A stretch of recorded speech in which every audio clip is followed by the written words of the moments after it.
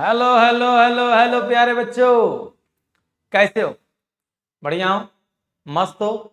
उम्मीद होगा सभी लोग मस्त होंगे, तंदुरुस्त होंगे और जबरदस्त तरीके से पढ़ भी रहे होंगे। तो सभी प्यारे बच्चों को क्या लगता है? अपना शून्य अच्छा है, बट आप जितना इंटरेस्ट ले रहे हो उस हिसाब से आपके लिए मुझे लग रहा है कि ज्यादा से ज्यादा मस्त है। क्योंकि मुझे लग रहा है कि हर एक बच्चा बिल्कुल लल्लन टाप तरीके से पढ़ता चला जा रहा है। तो पढ़ता चला जा रहा है तो अच्छी बात है, तो पढ़ो ना। दिक्कत क्या है? आज बच्चों टॉपिक स्टार्ट होने जा रहा है अपना सेंटर ऑफ मास। कमाल का चैप्टर है, कमाल का मतलब मजा आ जाएगी। न्यूमेरिकल्स भी सॉल्व होंगे साथ में, क्योंकि बहुत बड़ा टॉपिक नहीं है, इसलिए इसको पढ़ाते हुए न्यूमेरिकल्स का सॉल्यूशन देंगे तो चीजें थोड़ी सी क्लियर लगेंगी, समझ में आएंगी, जबरदस्त आएंगी। तो क्या आज सभी बच्चे रेडी हो? क्या आज सभी बच्चे रेडी हो? Are you ready guys? Yes sir. तो स्वागत है सभी प्यारे बच्चों का अपने प्यारे से बैच जिसका नाम है शून्य बैच। ये शून्य इसलिए है क्योंकि इसे पढ़ने वाला बच्चा शून्य से उठेगा लंबे डिजिट तक, 95 तक। इसलिए नहीं कि शून्य है कि शून्य आएगा। कॉमन सेंस की बात है, अगर हम लोग मेहनत कर रहे हैं तो शून्य थोड़ा नहीं आएगा। शून्य से ज्यादा कितना दिलाएंगे, इस चीज के लिए बैच। तो आज तो सभी प्यारे बच्चे आज की शुरुआत करते हैं, जबरदस्त तरीके से करते हैं, लल्लन टाप तरीके से करते हैं। सेंटर ऑफ मास को पढ़ते हैं बच्चों, सेंटर ऑफ मास। तो एक एक बच्चे बिल्कुल रेडी रहिएगा, बिल्कुल लल्लन टाप तरीके से। सबसे पहले आज हम लोग पढ़ने क्या वाले हैं भैया? आज हम लोग पढ़ेंगे पहले सेंटर ऑफ मास को, बिल्कुल बेसिक से जानेंगे। सबसे पहली बात तो सेंटर ऑफ मास, जिसे आप कहते हो बच्चों क्या? द्रव्यमान केंद्र। है इंपॉर्टेंट, है इंपॉर्टेंट, बस तुम पढ़ सको इतना इंपॉर्टेंट है। फिर इसके साथ में कुछ न्यूमेरिकल्स भी देखेंगे, ठीक है। उम्मीद है कि सारे बच्चे अच्छी तरीके से पढ़ेंगे, समझेंगे, जानेंगे, बूझेंगे, तभी तो बढ़ेंगे। तो आ जाओ सभी प्यारे बच्चे। अब सवाल ये उठता है सेंटर ऑफ मास है क्या? हम तो सीधे सीधे बोलने लगते हैं कि जहां पर किसी बॉडी का टोटल मास कंसंट्रेट हो उसे सेंटर ऑफ मास कहते हैं। जैसे पेन देख रहे हो, यहाँ पर इसका टोटल मास कंसंट्रेटेड है, तो हम बोल सकते हैं ये इसका सेंटर ऑफ मास।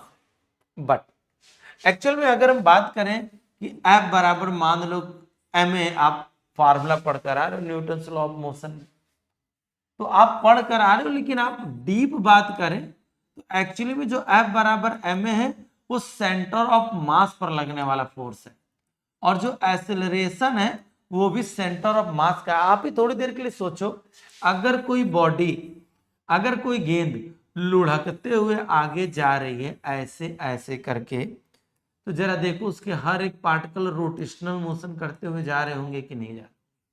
तो हर एक पार्टिकल का मोशन अगर निकालने बैठे तो दिन से रात, रात से दिन, दिन से सप्ताह, सप्ताह से महीने, महीने से साल, साल से दशक, दशक से 100 ईयर, सेंचुरी पूरी करने लगोगे आप लोग। तो एक एक पार्टिकल का हम लोगों को पता लगाना मुश्किल था, इसलिए हमने पूरे बॉडी का क्या ढूंढा? सेंटर ऑफ मास कहां पर है। और ये एक्सेलरेशन, ये जो त्वरण निकालते हैं हम लोग, ये हम लोग सेंटर ऑफ मास का निकालते हैं, और सेंटर ऑफ मास पर लगने वाला फोर्स फाइंड करते हैं। अब आप थोड़ी देर के लिए दिमाग लगाकर सोचो कि अगर हम किसी बॉल को फिरकी करते हो, फिरकी समझते हो ना? फिरकी का मतलब समझते हो? लगाम देखे हो ना, ठीक है, कचरा। अगर बॉल को ऐसे फेंको तो बॉल घूमते घूमते ऊपर की ओर जाएगी। अब बॉल के एक एक पार्टिकल को देखोगे तो उनका मोशन लगाना ट्रिपिकल हो जाएगा, मोशन का पता लगाना ट्रिपिकल हो जाएगा। इसलिए हम एक एक पार्टिकल की बात ना करके उस बॉल के सेंटर ऑफ मास का मोशन देखते हैं, सेंटर ऑफ मास का मोशन देखते हैं। ऐसे थोड़ी देर के लिए सोचो, ये एक बच्चों, ये मान लो एक, ये एक कुछ भी समझ लो डेस्टर है। अगर हम इसको ऐसे फेंक दें तो आप बताओ, आगे बढ़ेगा तो डेस्टर कुछ ऐसे हो जाएगा, और आगे बढ़ेगा तो डेस्टर कुछ ऐसे हो जाएगा। और आगे बढ़ेगा तो डेस्टर कुछ ऐसे हो जाएगा, और आगे बढ़ेगा तो डेस्टर कुछ ऐसे हो जाएगा। तो आप ही बताओ एक्चुअल में अगर हम इसी के बात करें, इसके पार्टिकल्स की बात करें, तो देखो वो तो रोटेशन करता हुआ जाएगा, दैट मीन्स वो तो ऐसे ऐसे ऐसे पूरी बॉडी जाएगी। लेकिन अगर इस बॉडी का सेंटर ऑफ मास का मोशन देखें तो देखो सेंटर ऑफ मास एक प्रोजेक्टाइल मोशन करता हुआ जा रहा है कि नहीं जा रहा है। बात समझ में आ रही है? तो अगर हम सेंटर ऑफ मास का पता लगा लेंगे तो उसके अदर पार्टिकल का भी मोशन का हम लोग पता लगा लेंगे। इसलिए हमने ढूंढा है बच्चों सेंटर ऑफ मास, और हम लोग जो भी कैलकुलेशन करेंगे वो सेंटर ऑफ मास के लिए करने वाले। क्लियर है सही बच्चों को? तो बिल्कुल अच्छी तरीके से पढ़ना। सीधी सी बात बोल रहे हैं, क्या होता है centre of mass? That means the center of mass of a body is that point at which entire mass of the body is to be assumed to be concentrated for describing its translatory motion. Translatory motion मतलब किसी भौतिक निकाय का द्रव्यमान केंद्र वह बिंदु है जिस पर स्थानांतरित गति के अध्ययन के लिए उस निकाय का संपूर्ण द्रव्यमान केंद्रित माना जा सके। उस बिंदु को हम लोग क्या कहते हैं? सेंटर ऑफ मास, द्रव्यमान केंद्र। बॉल ऊपर की ओर जा रही थी तो ट्रांसलेशनल मोशन करने के लिए हम उस मोशन का अध्ययन करने के लिए उस पूरी बॉडी का मास एक पॉइंट पर कंसंट्रेट करके सोचते हैं, और उस पॉइंट को ही हम लोग क्या कहते हैं? Centre of mass. Centre of mass. बोलो क्या एक एक बच्चों को समझ में आई बात की नहीं बात? जैसे अगर हम बात करें बच्चों, जरा ध्यान से समझिएगा सही प्यारे बच्चे, ये कोई एक टू एक्सिस लेकर चल रहे, जरा आराम से समझना, जल्दीबाजी नहीं है, जल्दीबाजी नहीं है। क्या बात है? क्या बात है? क्या बात है? जल्दीबाजी नहीं है। क्या बात है? क्या बात है? सपोज करो बच्चों ये कोई एक बॉडी है जहां यहां पर उसका total centre of mass concentrate, ठीक है, जिसकी ऑरिजिन पॉइंट से डिस्टेंस आरसीएम, जिसकी ऑरिजिन पॉइंट से डिस्टेंस क्या है? आरसीएम। बहुत अच्छी तरीके से पढ़ेंगे आप लोग, एक एक पॉइंट समझाने के मूड में आए बच्चों को, इसलिए कोशिश करोगे राजा मेरे करेजा कि तुमको एक एक चीज समझ में आए। ये है सेंटर ऑफ मास, यहां पर इस बॉडी का टोटल मास कंसंट्रेट है। ध्यान से पढ़िएगा सही बच्चे, ठीक है। मान लो ये बॉडी कई छोटी छोटी छोटी छोटी, कई छोटी छोटी छोटी छोटी, भाई साहब जरा ध्यान से समझना, ये भैया जरा ध्यान से समझना, ये कई छोटी छोटी छोटी छोटी छोटी, जरा ध्यान से पढ़ना बच्चों, ये कई छोटी छोटी छोटे छोटे छोटे छोटे छोटे, ये कई छोटी छोटी छोटे छोटे छोटे छोटे छोटे। मान लेते हैं बच्चों यही जो बॉडी है कई छोटे छोटे पार्टिकल से मिलकर बनी हुई है, ठीक है, जिसकी मूल बिंदु से डिस्टेंस ऑरिजिन पॉइंट से पोजीशन R1 R2 R3 और क्या है R4। ध्यान समझिएगा, सपोज करिए कोई बॉडी है जहां पर इस पॉइंट पर उस बॉडी का टोटल मास कंसंट्रेटेड है। क्लियर है सही बच्चों को? एक एक पॉइंट। तो अगर हमें सेंटर ऑफ मास निकालना है तो सेंटर ऑफ मास निकालने का देखो फॉर्मूला क्या दे रहे हैं, M1 R1 M2 R2 plus का M3 R3 प्लस का डैश डैश डैश जितने भी पार्टिकल्स हो अपॉन में M1 M2 M3 dash dash dash. बोलो क्या इतनी बात सभी बच्चों को क्लियर हुई कि नहीं हुई?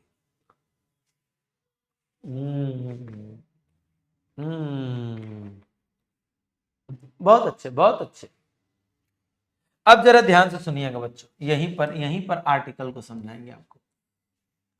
इस तरीके से हम किसी भी बॉडी का सेंटर ऑफ मास फाइंड करेंगे। क्या फाइंड करेंगे? मास मास मास। बहुत अच्छे, क्लियर होना चाहिए सभी बच्चों को पॉइंट। आगे की ओर समझो, अच्छा, इस सेंटर ऑफ मास की एक्स एक्सिस में भी तो पोजीशन होगी। सपोज कर लो एक्स सीएम है, वाई सीएम में भी तो पोजीशन होगी, मान लो वाई सीएम है, तो भाई साहब पार्टिकल्स की भी तो पोजीशन नजर आ रही होगी। तो अब क्या करें, तो अगर बात करें for x axis, for x axis, अगर एक्स एक्सिस के लिए बात करें तो क्या होगा, एक्सीएम इज इक्वल टू में m1 x1 m2 x2 m3 x3 plus का डेट अपॉन में, जरा गौर करेंगे सही बच्चे, अपॉन में m1 plus m2 plus m3 plus का डेट। बोलो बात समझ में आई कि नहीं। अच्छा, अब जरा ध्यान से सुनना, फॉर वाई एक्सिस क्या होगा, आप बताओ, Y C M is equal to में m1 y1 m2 y2 m3 y3 plus का डेट अपॉन में m1 plus m2 plus m3 plus का डेट।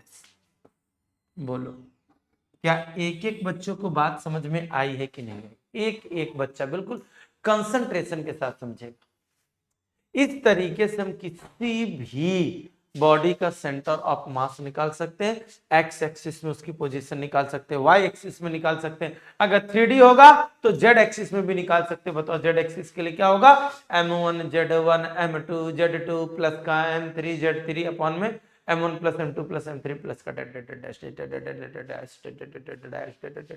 डैश। बोलो यस, ये सिंपल सा फंडा है। इस पर पहले कुछ बेस्ड न्यूमेरिकल चला ले, फिर आराम से आगे आगे बढ़ेंगे, जल्दीबाजी नहीं होगी। सुनो, two bodies of masses 2 kg 1 kg are situated at a distance 3 metre. देखो दो बॉडी, आराम आराम से पढ़ना, जल्दीबाजी नहीं होगी, ठीक है ना। दो बॉडी हैं जिनके मास 2 kg होंगे, और दूसरी बॉडी क्या है जिसका मास क्या होगा 1 kg होगा। बोलते जाना बस। इनके बीच की डिस्टेंस बच्चों कितनी होगी, इनके बीच की डिस्टेंस अगर देखा जाए तो वो होगी बच्चों 3 मीटर होगी। क्लियर, बहुत अच्छी। बोला निताय तलमान तेन नितालो, तुनो तुनो, ये तू तेदी की एक बॉडी है, तुनो तेतेंद वाली वन तेदी ती बॉडी है, थी थे आद्य दुलुदी अत्ता इत्ते त्वालदिने त्यावे दिलो तम दिलो, इत्ते त्वालदिने तो हो गए दिलो तम दिलो। अत्ता दूसरे वाले थे त्वालदिने क्या होंगे त्ली कॉमा दिलो। अदल इतनी बात आ गई तुमको, इतनी बात तुमको आ गई, तो इतो लिखोगे h1 y1 h2 y2। अदल टेंथल ऑफ मास निकालोगे तो दे दो एचपीएम, एचपीएम इक्वल टू में m1 x1 m2 x2 दो ही पार्टिकल है अपॉन में m1 प्लस m2। मतलब एक क्वेश्चन हम आपसे पूछना चाहते हैं, बहुत मतलब ये आजकल की जो अभी अभी जो युवा पीढ़ियां हैं, ये जब छोटे में बोलना स्टार्ट करते हैं 3 साल 2 साल 2.5 साल में, 2.5 से 5 साल तक 6 साल तक तुतलाते हैं, कितना अच्छा लगता है। लेकिन जैसे 9th क्रॉस करते हैं और 9th क्रॉस होने के बाद ये जब तुतलाने लगते हैं तो बड़ा हमको बुरा लगता है भाई यार। मतलब ये कौन सी है, मतलब कि तुम्हारा मतलब क्लास सेकंड से लेकर अब तुमने 9th तक अच्छी लैंग्वेज में पढ़ा, फिर तुमने पूछने लगते खाना खाया कि नहीं खाया। अबे भाई सही से पूछ लो खाना खाया कि नहीं खाया, क्या बताएं हम, बड़ा यार भाई यार परेशान है भाई। एक्सियम, m1 की वैल्यू बोलो बच्चों 2 kg है, x1 की वैल्यू बोलो 0 है, प्लस m2 की वैल्यू 1, x2 की वैल्यू 3 अपॉन में m1 2 प्लस 1, आप बताओ 3/3 कैंसिल होकर आ जाएगा 1। अच्छा वाइसियम निकालेंगे वो भाई, लहरा देंगे बिल्कुल। आप बताओ m1 y1 m2 y2 upon में m1 प्लस m2, जरा सोच कर बोलो बच्चों, m1 की वैल्यू हमारे पास 2 है, ठीक है, y1 की वैल्यू 0 है, m2 की वैल्यू 1 है, y2 की वैल्यू 0 है, अपॉन में 2 + 1, आंसर क्या आएगा 0। तो आप बताओ, जरा ध्यान से देखो, y कोऑर्डिनेट में कोई भी सेंटर ऑफ मास नहीं हमारा आया, x एक्सिस में सेंटर ऑफ मास 1 सेंटीमीटर की डिस्टेंस पर नजर आएगा, तो इधर से कितने पर आ जाएगा 2 सेंटीमीटर। बोलो, बात सभी को समझ में आनी चाहिए, एक एक बच्चे को बात समझ में आएगी, बस लल्लन टाप तरीके से चलन दो गड्डी उड़न दो खटोला से आएगी, बात आ गई। बात सुनो, ओ माय गॉड, ये इसका हिंदी वर्जन है, कोई बात नहीं, इंग्लिश वर्जन भी आ जाएगा। कार्बन मोनोऑक्साइड है, कार्बन मोनोऑक्साइड में कार्बन के मॉलिक्यूल और ऑक्सीजन के पार्टिकल के बीच की डिस्टेंस 1.130 एंगस्ट्रॉम में। हो गया न्यूमेरिकल, क्या करना था। ये हमारे पास कार्बन है, ये हमारे पास ऑक्सीजन है, इनके बीच की डिस्टेंस 1.130 एंगस्ट्रॉम है, कोई बात नहीं। बोला सेंटर ऑफ मास निकालो, दिक्कत क्या है, दिक्कत कुछ नहीं है, इसके कोऑर्डिनेट 0,0 होंगे और इधर के कोऑर्डिनेट 1.130,0 होंगे। तो दिक्कत है क्या, दिक्कत यह है कि इनके मास नहीं पता है। मत बोलिए कार्बन 6C12 होता है, मत बोलिए 8O16 होता है, क्लियर। अब जरा देखो कार्बन, अब इसका मास एक्चुअली में हम प्रोटॉन से कंपैरिजन करके लिखेंगे। देखो इसका मास नंबर 1 है, अगर इसका मास m होगा तो आप बताओ हमारे कार्बन का जो मास होगा, हमारे कार्बन का मास 12m होगा, हमारे ऑक्सीजन का मास बच्चों 16m होगा, जिसके कोऑर्डिनेट क्या होंगे 0,0 होंगे, 1.130,0 होगा, ये होगा x1 y1, ये होगा x2 y2। बात आ रही कि जा रही। अब जरा देखो, अगर हम एक्सियम निकालें तो m1 x1 m2 x2 upon में m1 + m2, जल्दीबाजी नहीं करेंगे, m1 12m इंटू में x1 की वैल्यू क्या होगी 0,0 सॉरी 0 प्लस m2 की वैल्यू कितनी है 16m और x2 की वैल्यू क्या होगी 1.130 अपॉन में 12m प्लस का 16m। अब जरा देखो एक्सियम बराबर में, अब जरा ध्यान से सुनना, 16m इंटू में 1.130 अपॉन में 28 हो जाएगा, 28m, m से m कैंसिल, कितनी बार जाएगा 4 चौके 16, 7 बार जाएगा, क्लियर है, कोई बात नहीं, 12 हो जाएगा, 5 हो जाएगा, 4 हो जाएगा, बट्टे में 7। अब बताओ 0.6 जाएगा, 7 छंग 42 होगा, 3 इधर जाएगा, 7 चौक 28, तो आप बताओ ये आंसर आएगा एंगस्ट्रॉम में। जल्दीबाजी नहीं कर रहे हम, आराम आराम से लगाना है, वो भी नहीं लगा पाओगे तो नहीं लगेगा, समझे ना। m1 y1 प्लस का m2 y2, राजा करेजा ए बाबू, राजा करेजा ए बाबू, जरा ढंग से समझना। आप बताओ m1 की वैल्यू 12m, y1 की वैल्यू 0, इसकी 16m इंटू में 0 बटे में 12m प्लस का 16m, तो आप बताओ आंसर आया 0। तो आप बताओ सेंटर ऑफ मास के कोऑर्डिनेट केवल 0.64 आएगा, मतलब सेंटर ऑफ मास इस वाली पार्टिकल से 0.64 एंगस्ट्रॉम की डिस्टेंस पर होगा। बोलो आ रहा है कि जा रहा है गुरुजी, आ रहा है, अरे आ रहा है तो बस इसी चीज का तो वेट कर रहे थे। अब इसको वेक्टर फॉर्म में हमने देने की कोशिश की है, जरा देखना, आराम से पढ़ना, जल्दीबाजी नहीं है। बोला दो पार्टिकल जिनके मास 1 kg और 3 kg है, पहले पार्टिकल का मास 1 kg है, वेरी गुड, दूसरे पार्टिकल का मास कितना है 3 kg है, बोलो यस और नो। जिसकी पोजीशन दे रखी है r1 वेक्टर बराबर में 2i कैप प्लस का 5j कैप प्लस का 13k कैप, बोलो यस और नो।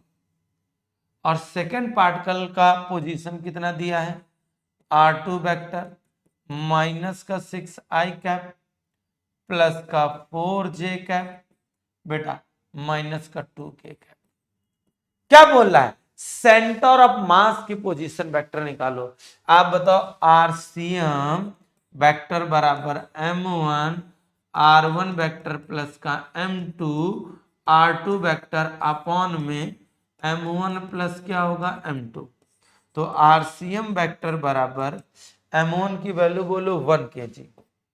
अब बताओ R1 की वैल्यू 2i कैप प्लस का 5j कैप प्लस का 13k कैप।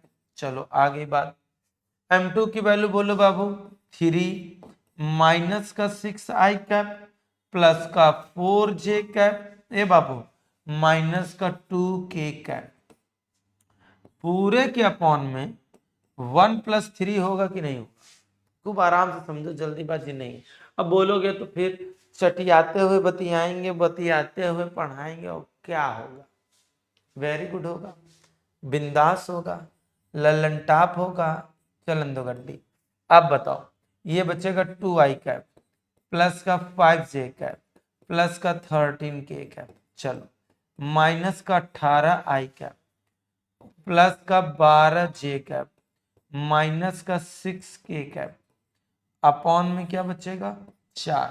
कोई बात नहीं, आरसीएम वेक्टर बराबर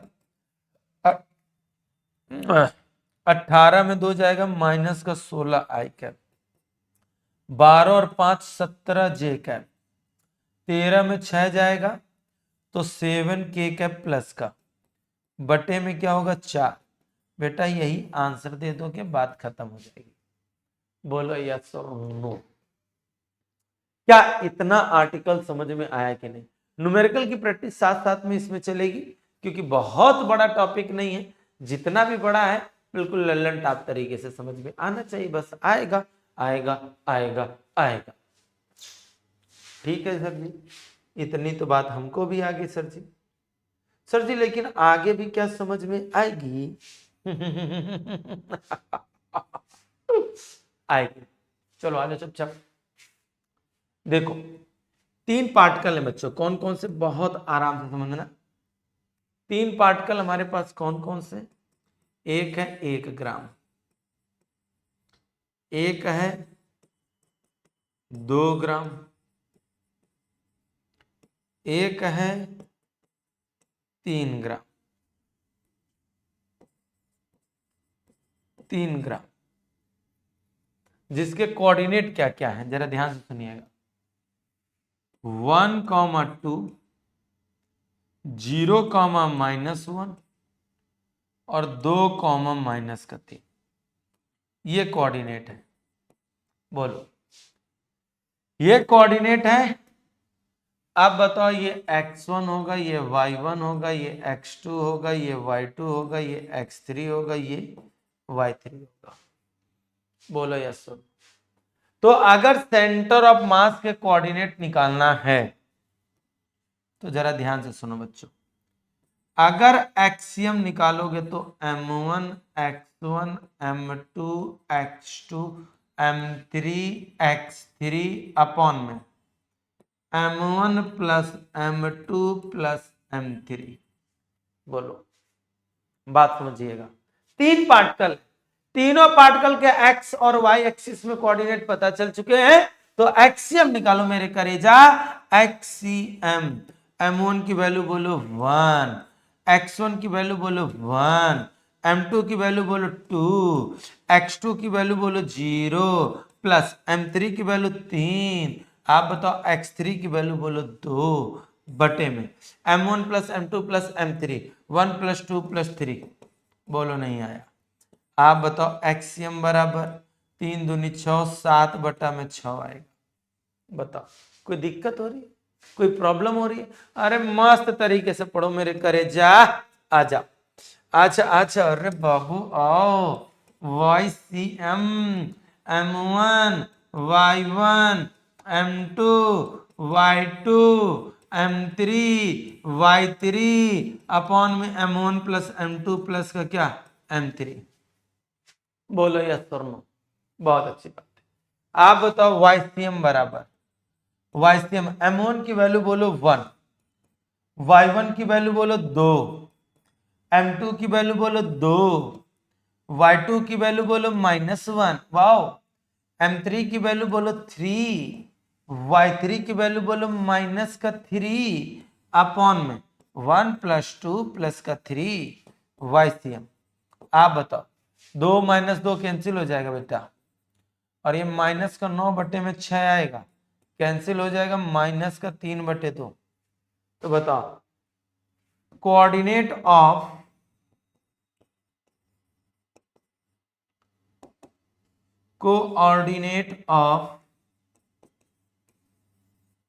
सेंटर ऑफ मास क्या होगा?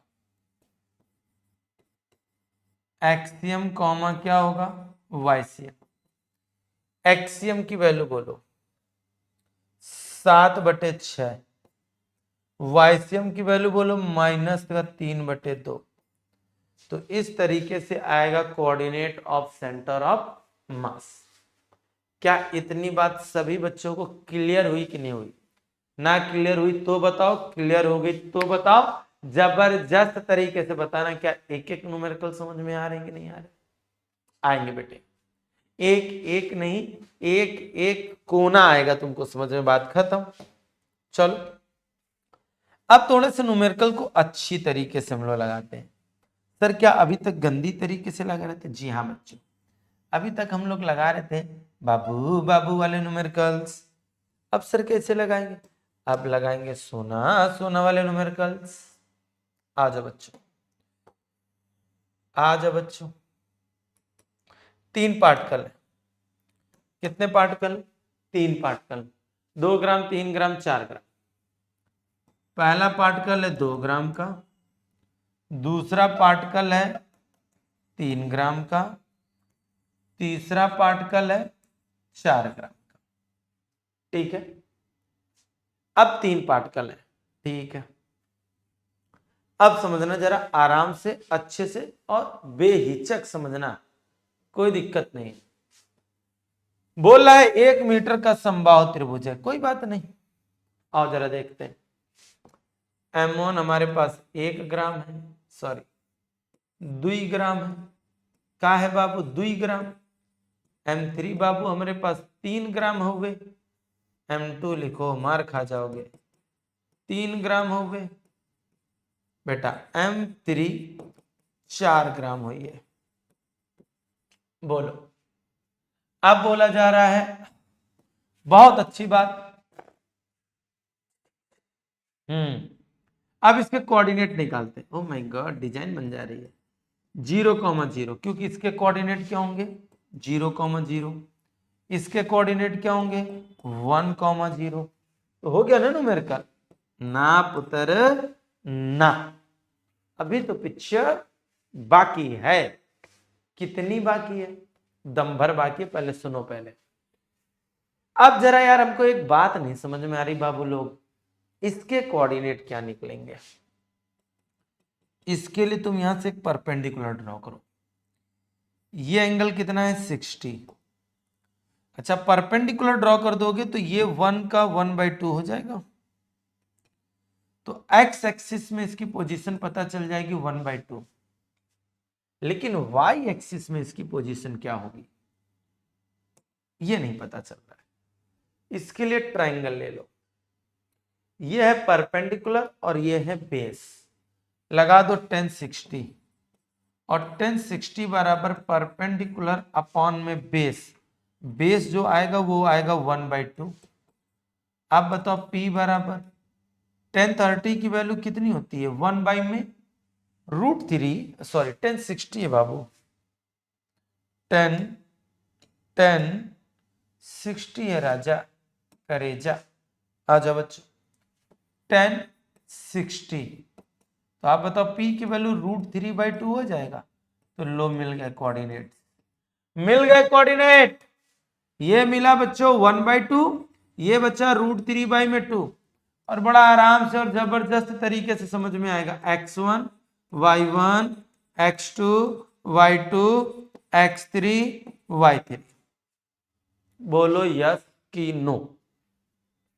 सभी प्यारे बच्चे बोलेंगे यस कि नो। सही बोल रहे हैं यस, तो अगर बोल रहे हैं तो ठीक है ना बेटे। अब जरा ध्यान सुनिए, ध्यान सुनिएगा सुनिएगा।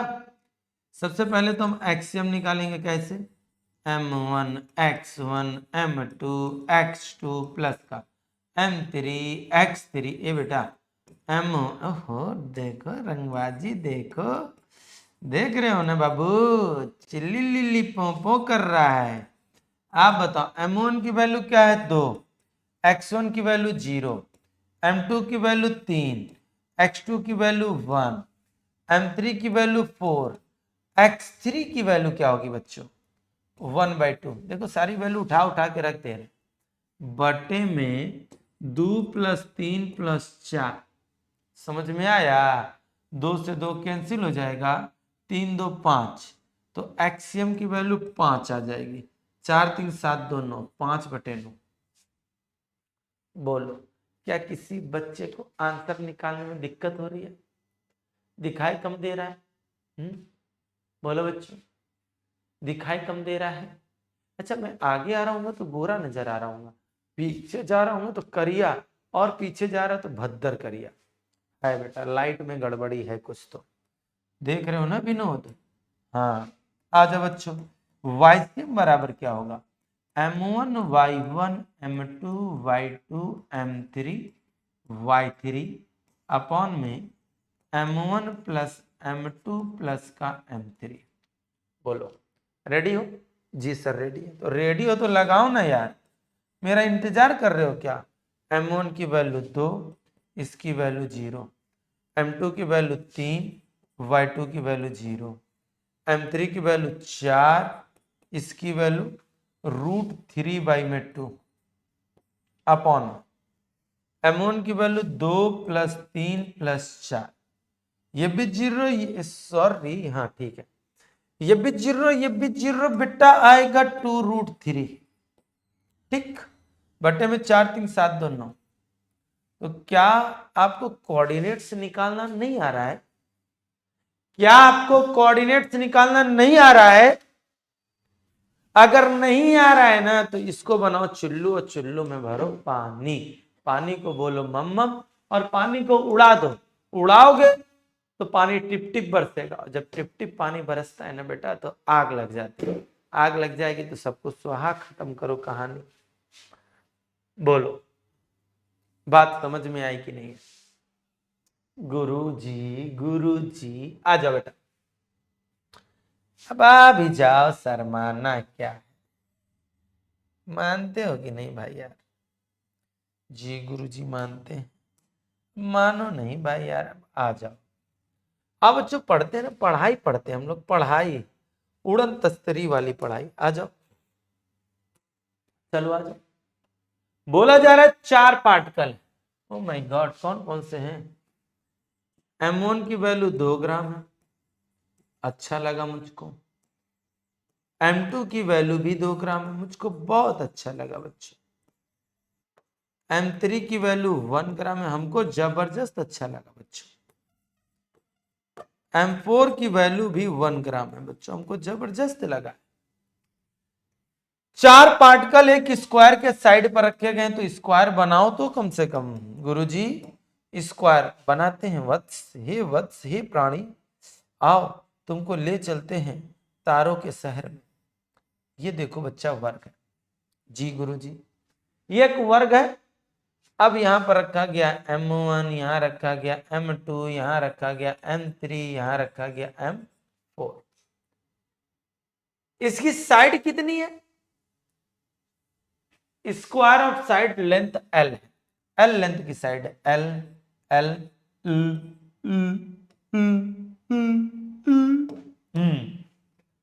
अब आप बताओ इसके कोऑर्डिनेट क्या होंगे? 0,0 होगा। Very good.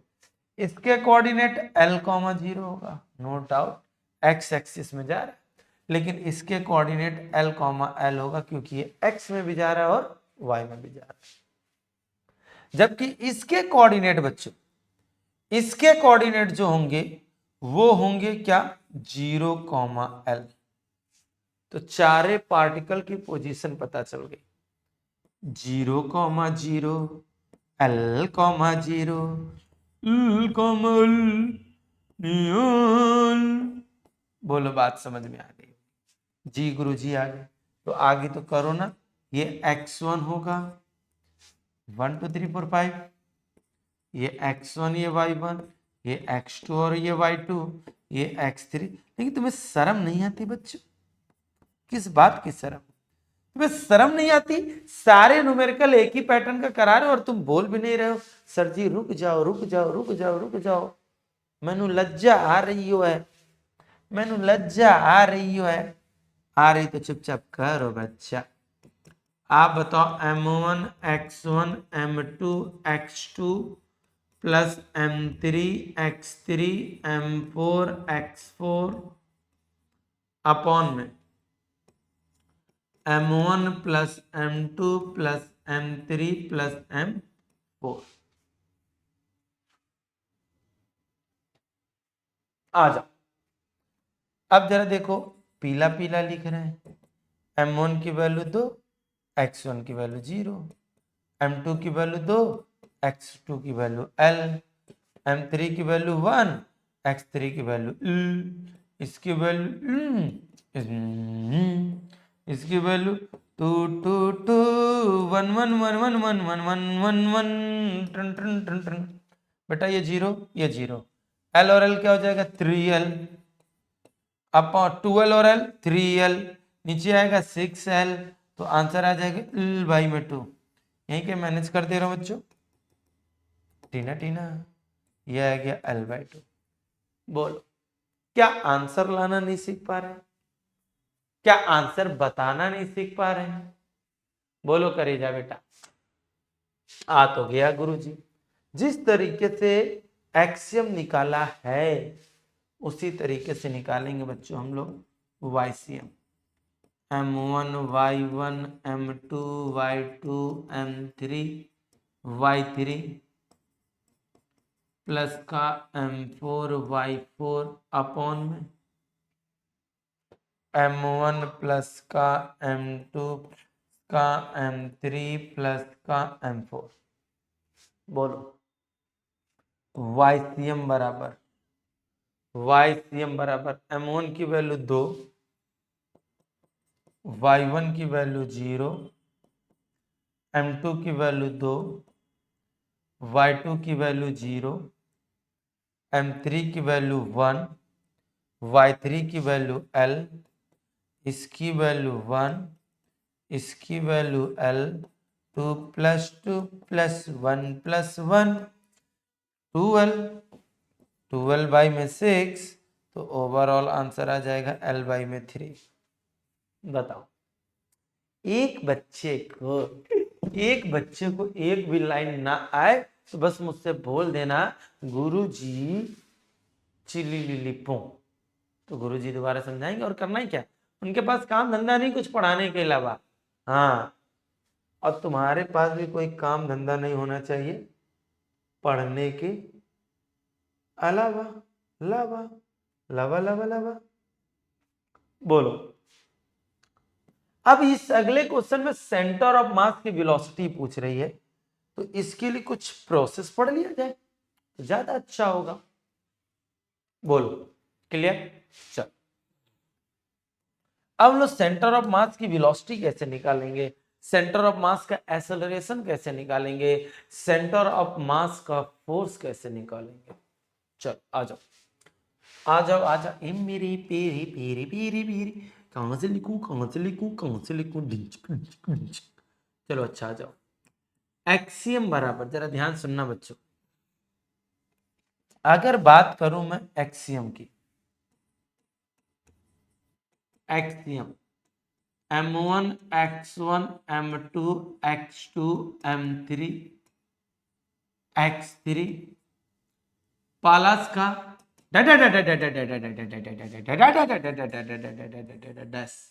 अपॉन में m1 plus m2 plus m3 plus का डैश।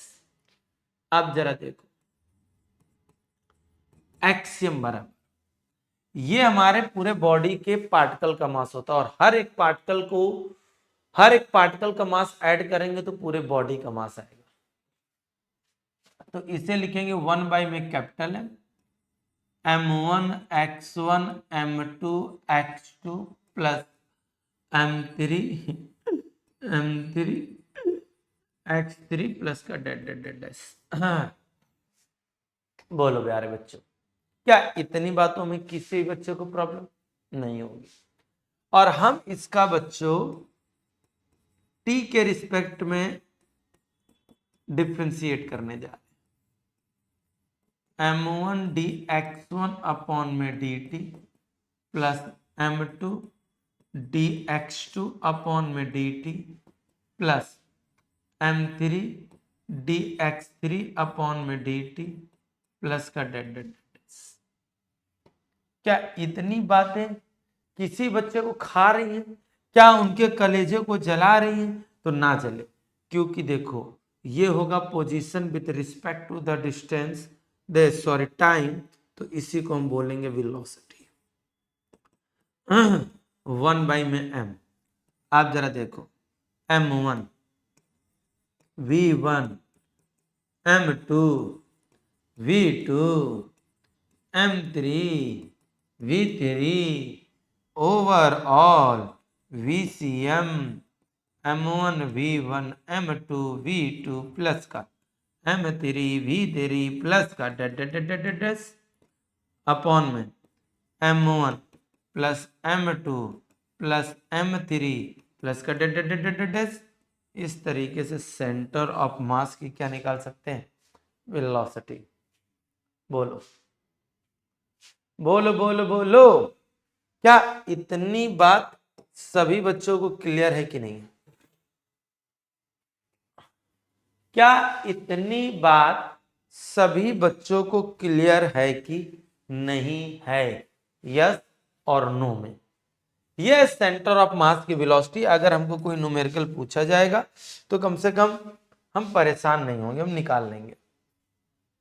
बोलो क्लियर सभी को नहीं आया? नहीं आया? आ गया सर जी, आना पड़ेगा भाई, नहीं आएगा तो जाएगा कहाँ? ठीक है बच्चों, अब जरा ध्यान से सुनना बच्चों, यहीं पर हम इसको इस लाइन के बाद ऐसे भी तो लिख सकते थे, MVCM M1 V1 M2 V2 plus का डैश M3 V3 भी लिख देंगे। जी सर जी। अब जरा देखो, इसको हम लोग क्या लिखेंगे? आराम से पढ़ना है। इसको हम लिखेंगे PCM। तो मास और वेलोसिटी का प्रोडक्ट क्या कहलाता है? मोमेंटम कहलाता है। तो इसको लिखेंगे PCM, physics chemistry math. Wow, ये आ गया फिजिक्स बाबा झंडू लाल, केमिस्ट्री बाबा शिवम लाल, और एम बाबा कुशवाहा लाल। देखो ये हो गया P1, ये हो गया P2 प्लस का डैश। इस तरीके से हम लोगों को टोटल मोमेंटम निकालना पड़ेगा। बोलो सभी को आया कि नहीं आया? बस इतना जवाब दे दो। तो इतनी बात के आगे भी तो बातें हैं, पिक्चर अभी बहुत बाकी है। ये हमने निकाला है velocity of centre of mass. Velocity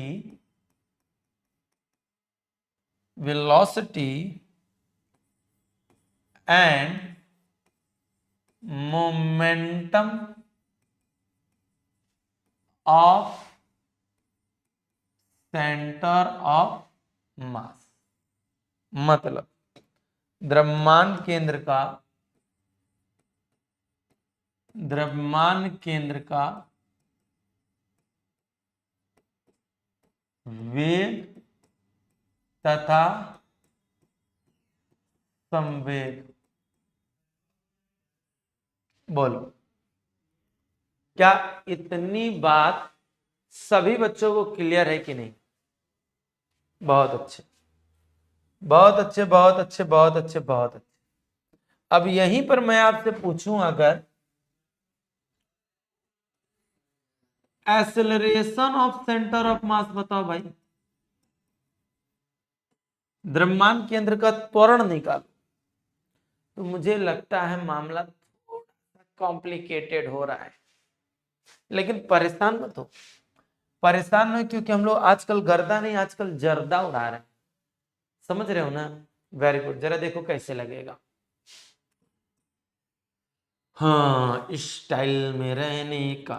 देखो M1 X1 M2 X2 M3 X3 plus का डेडेड अपॉन में M1 plus M2 plus M3 plus का डेडेड। क्लियर, क्लियर होगा। अब देखो जैसा उधर किया था, इससे हम कैपिटल M नहीं लिख सकते, हर एक पार्टिकल के मास को ऐड करेंगे तो पूरे बॉडी का मास आ जाएगा। M1 X1 M2 X2 M3 X3 plus का डेडेड। बोलो यस और नो। अब देखो dxcm अपॉन में dt 1 में कैपिटल M1 dx1 अपॉन में dt plus M2 dx2 upon में dt plus M3 dx3 upon में dt प्लस का डेडेड। बोलो अब देखो distance upon time, no doubt बच्चों वेलोसिटी होता है, पढ़ा चुके हो तो सर दोबारा क्यों पढ़ाया। अच्छा लगता है भाई यार, अच्छा लगता है ये तुमको, एक और स्टेप जल्दी से जल्दी आ जाए भाई। देखो देखो देखो देखो, टिटिट टिटिट आ गया। क्या इतने आर्टिकल सभी बच्चों को आया कि नहीं आया? सभी लल्ला को भी आएगा, मेरे प्यारे बच्चों को भी आएगा, बस ध्यान से पढ़ना ही तो है। जी गुरु जी। आप देखो VCM, अब हम एक काम और कर रहे हैं, इस वेलोसिटी का t के रिस्पेक्ट में दोबारा डिफरेंशिएट कर रहे हैं, कर पाओगे? जी सर, कर पाओगे तो हो गया।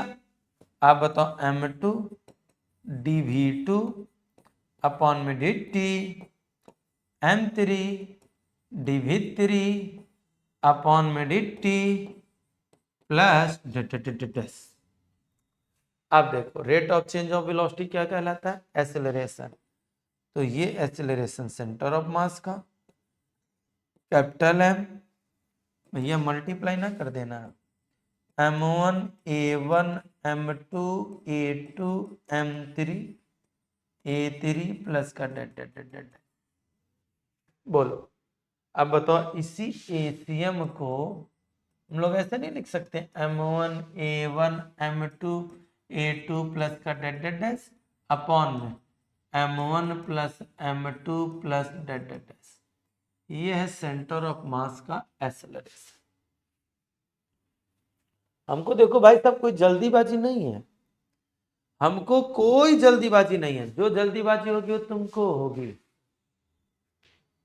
बताओ बात समझ में आई कि नहीं आई? जी गुरु जी आगे। अच्छा यहां पर एक स्टेप और कर सकते हैं, क्या? ये जरा ध्यान से सुनो, M को इधर लेकर जाओ, MAC1 M1 A1 M2 A2 plus का डेड। अब बताओ मास और एक्सीलरेशन को बोलते हैं फोर्स, इसको बोलेंगे F1, इसको बोलेंगे F2, इसको बोलेंगे F3 डेड। तो ये निकल कर आएगा सेंटर ऑफ मास पर लगने वाला टोटल फोर्स, ये सेंटर ऑफ मास का एक्सेलरेशन, ये सेंटर ऑफ मास का मोमेंटम, ये सेंटर ऑफ मास की वेलोसिटी। बताओ कैसा लगा मेरा मजा? सर जी अच्छा तो था, लेकिन आगे की कहानी कैसे समझ में आएगी सर? आएगी बेटा, जरा ध्यान सुनो। अच्छा एक बार मुझे ऐसा लग रहा है कि एक बार आप लोग देख लो इसको, ठीक है? मैं चाहता नहीं हूं कि तुम्हारे दर्द कोई और बांट सके। हाँ एक बार देखो बस, दूसरी बार नहीं कहेंगे। बोलो बच्चा, क्लियर है सभी को? बहुत अच्छे, बहुत अच्छे, जबरदस्त भाई। एक बार जरा लल्लन टॉप तरीके से देखो भाई, दुनियादारी जाए भाड़ में, मानते हो कि नहीं मानते हो?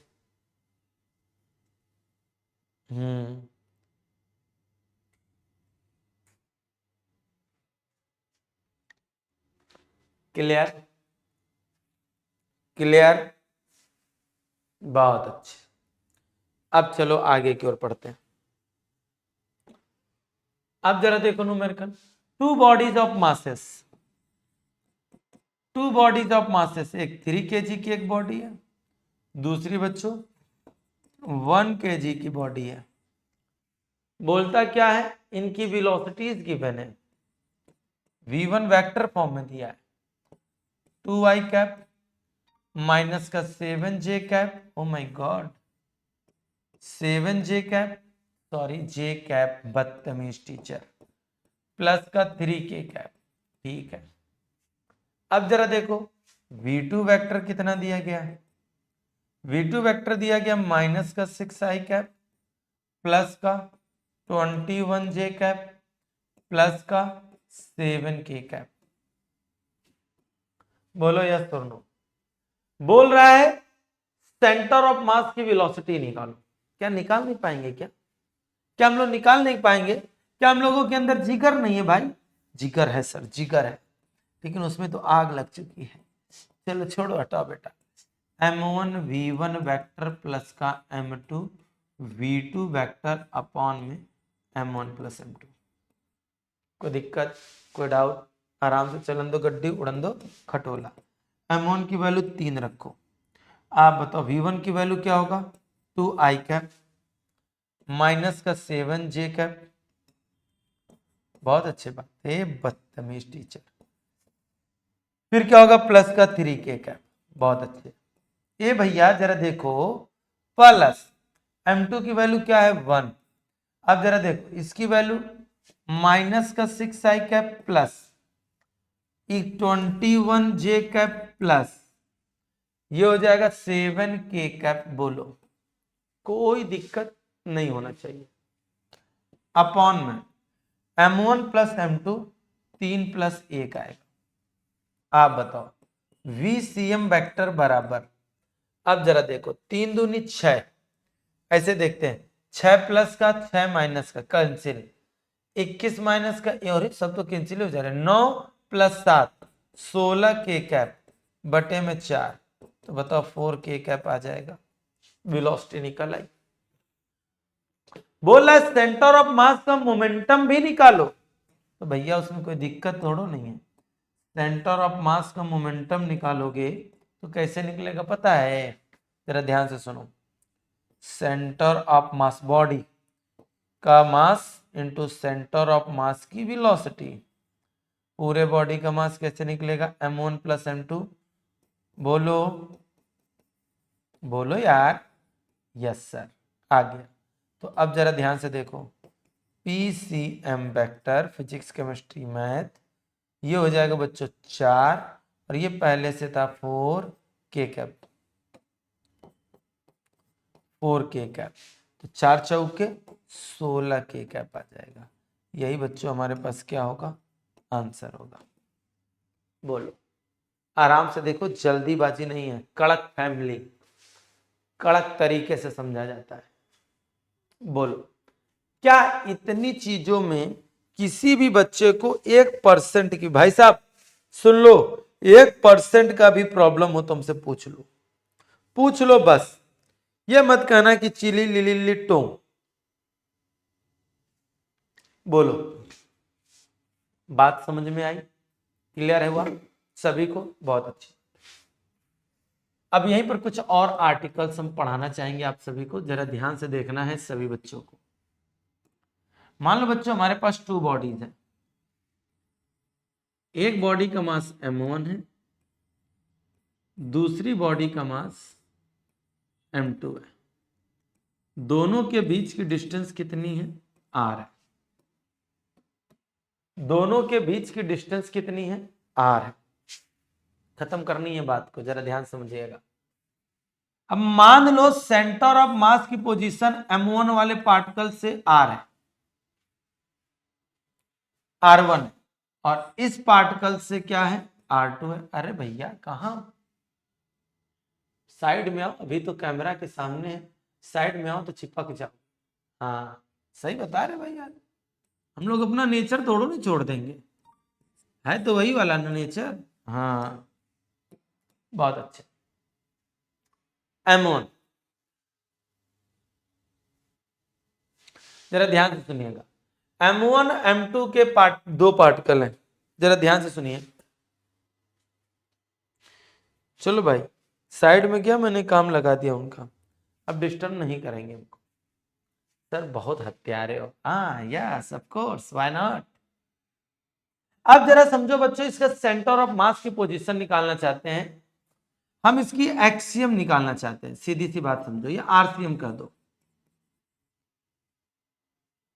अब सबसे पहली बात तो इसके कोऑर्डिनेट क्या होंगे, 0,0, इसके कोऑर्डिनेट 0,0 और इसके कोऑर्डिनेट r,0, कोई दिक्कत नहीं, आराम समझेंगे। अगर हम इसका आरसीएम निकाले, आरसीएम ही इसका r1 होगा, कैसे निकलेगा, m1 r1 m2 r2 upon में m1 प्लस m2, या फिर ऐसे लिख सकते हो m1 x1 m2 x2 upon में m1 प्लस m2। बोलो कोई दिक्कत, एक्सियम बराबर, जल्दीबाजी क्या है, r1 m1 है, x1 की वैल्यू हमारे पास 0 है, प्लस m2 है, x2 की वैल्यू r है, अपॉन में m1 प्लस m2 होगा। r1 बराबर m2 अपॉन में m1 प्लस m2 इंटू में क्या होगा r, ये होगा हमारा r1। अगर पहले पार्ट आप डायरेक्ट निकाल सकते हो, आप डायरेक्ट निकाल सकते हो, मतलब अगर एक पार्टिकल 3 kg का है, दूसरा पार्टिकल 5 kg का है, और इनके बीच की डिस्टेंस मान लो 4 मीटर है, और आपको इस पार्टिकल से सेंटर ऑफ मास की पोजीशन निकालना है, सीधे लिखो क्या, आरसीएम या r1 m1 m2 इंटू में r अपॉन में m1 प्लस m2, लगा लो, सीधे आंसर निकालो। m2 की वैल्यू 5, और बताओ 5 और 3 8 इंटू में r की वैल्यू 4, 4 दूनी 8, 2.5 आ गया। इधर से पोजीशन निकालना है तो ये, अगर इधर से पोजीशन निकालना होगा तो r2 की वैल्यू ये होगी m1 r अपॉन में m1 प्लस m2। बोलो बात समझ में आई कि नहीं। तो अगर दो बॉडीज एक दूसरे से डिस्टेंस पर रखे हैं और उनका सेंटर ऑफ मास की पोजीशन निकालना चाहते हैं, तो आप इस पैटर्न से भी निकाल सकते हो। लॉन्ग कैलकुलेशन करने के बजाय ये कैलकुलेशन करोगे तो मुझे ऐसा लगता है कि सही रहेगा। अच्छा, इससे एक फॉर्मूला और हम लोग निकाल सकते हैं, पता है क्या, m1 r1 की वैल्यू हमेशा m2 r2 के वैल्यू की क्या आएगी, बराबर आएगी। ना मानो तो देख लो, r1 की वैल्यू रखोगे तो m1 m2 अपॉन में m1 plus m2 into r आएगा, यहां पर वैल्यू रखोगे तो m1 m2 इंटू में r अपॉन में m1 प्लस m2 आएगा। तो इस कंडीशन से एक फॉर्मूला और निकल कर आ जा रहा है, m1 हो सकता है एक बॉडी दो बॉडी के मासेस ही ना गिवन हो, सेंटर ऑफ मास की पोजीशन पता हो, उनके मासेस का रेशियो दे रखा हो, और तुमसे बोल दिया जाए मास निकालो, तो हम लोग इसी फॉर्मूले से जाएंगे। बोलो क्या इतना आर्टिकल एक एक लल्ला को मेरे क्लियर है कि नहीं है, बोलो। मुझे जल्दीबाजी नहीं है, बस आराम से हमको सोच कर बताओ, क्या ये हो सकता है कि नहीं हो सकता है, हो सकता है हो सकता है, बस सोच कर बताओ, बात खत्म हो जाएगी। बताओ क्लियर है, ठीक है। एक और स्टोरी समझ लो बस। सर प्लीज रहने दो ना पुत्र ना, अब तो पढ़ाई स्टार्ट हुई है बेटा। मान लो बच्चों एक ये रॉड है जिसका मास मास यूनिफॉर्मली डिस्ट्रीब्यूटेड है,